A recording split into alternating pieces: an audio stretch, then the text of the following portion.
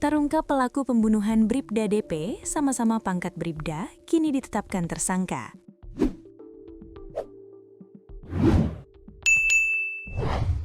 Pelaku penganiayaan Bribda DP 19 hingga meninggal dunia terungkap. Bribda DP dianiaya seniornya di asrama. Adapun pelakunya yakni Bribda Pirman, pangkatnya sama-sama Bribda.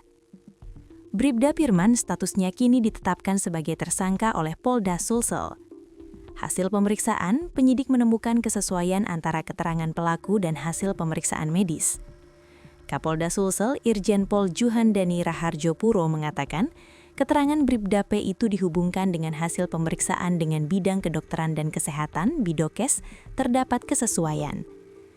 Kesesuaian itu dari keterangan memukul bagian kepala korban dan bagian tubuh lainnya ini sudah sinkron, katanya, dilansir Tribun Timur di Mapolres Pinrang, Senin 23/23/2026.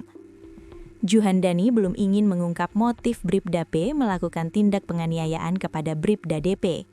Kata dia, saat ini pihaknya masih melakukan pemeriksaan terhadap 5 anggota Polri lainnya yang diduga terlibat dalam tindak penganiayaan itu. Tadi malam kita sudah lakukan konstruksi ulang, kita masih dalami motifnya. Untuk perkembangan, 5 orang lagi saat ini masih dalam proses pemeriksaan, itu kita memerlukan bukti-bukti baik secara material maupun secara lainnya, ungkapnya. Kapolda menegaskan kepada anggota yang terlibat akan diproses melalui 2 jalur hukum sekaligus. Selain pertanggungjawaban pidana di pengadilan umum, para pelaku juga akan menghadapi proses kode etik profesi untuk memberikan kepastian hukum secara kedinasan. Langkah cepat ini diambil untuk membuktikan kepada masyarakat bahwa Polda Sulsel berkomitmen pada transparansi. Kami akan buktikan bahwa dalam waktu kurang dari 1 kali 24 jam, kami bisa mengungkap ini secara transparan. Disiplin etika akan kita tegakkan di Polda Sulsel, ucap Juhandani. Terpisah, ayah Bribda DP yakni Aibda Muhammad Jabir berterima kasih kepada Polda Sulsel yang bergerak cepat mengungkap dalang di balik kematian putranya.